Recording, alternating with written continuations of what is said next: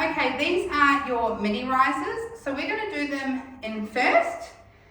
And what we're going to do is we're going to come into what we call our easy first or our conditioning first, which means it's probably a little bit less than what you normally use in class. We want it to feel comfortable. We want to feel all of the muscles working. So we're going to come into here and we're going to work on that tripod foot that you've hopefully heard of before now, which is tripod foot is finding the base of the big toe, base of the little toe and center of the heel, and even pressure through each foot, through each point onto the floor. So that's 6 points of contact that we want to feel even pressure in the floor. Yep, so we're not swaying side to side, we're not too far forward, we're not sitting back in our heels. We're nice and forward. So what can quite often happen when we're sitting back in our heels is we can come back this way. So we want to really have that nice contact with the floor. That is our first step that we want to do before we do anything else with our mini risers. Now these are called mini risers because your heels aren't actually going to leave the floor, but they are.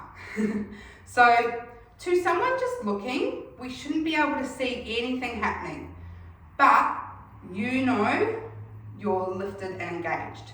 So the reason why that tripod foot is so important in this position is what we're actually going to do for our exercise is we're going to push our into our toe, so base of the big toe, base of the little toe, and center of the heel is going to lift. So we're going to have this very beautiful lifted feeling. Now our rotators really need to work because now we've got nothing on the floor, it's literally just our toes. So our hips, our rotators right up there are going to be really switched on. We're not squeezing the glutes though, yeah? I don't want you to get a squeeze on in the glutes, I want you to use your deep rotators that are underneath them. Try and keep the glutes as relaxed as you can, and you can actually feel them as you do this exercise and make sure they're not tense. Like you'll feel if they're tensed versus if they're not. Okay, so from here, we're just going to go hands on hips unless you have anything else, any other directive in your program. So right now I've got my tripod foot, base of the big toe, base of the little toe, center of the heel. And I'm going to go into the exercise, which is transferring that weight into the toes, lifting the heels ever so slightly off the ground.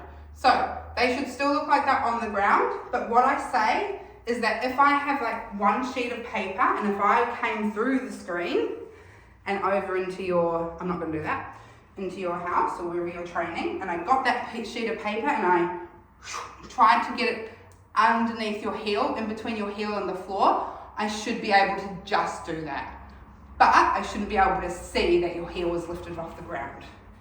That shows you how mini that rises, right? The beauty with this is we're really working on the rotator muscles, the core muscles, the knees, yeah? So we don't want to be relaxed through the knees, we want to be pulled up, and toes, yeah? But our weight is off our heels, so we're not, if you're sitting back here in your heels, then we're not lifted into that tripod foot, into that mini rise.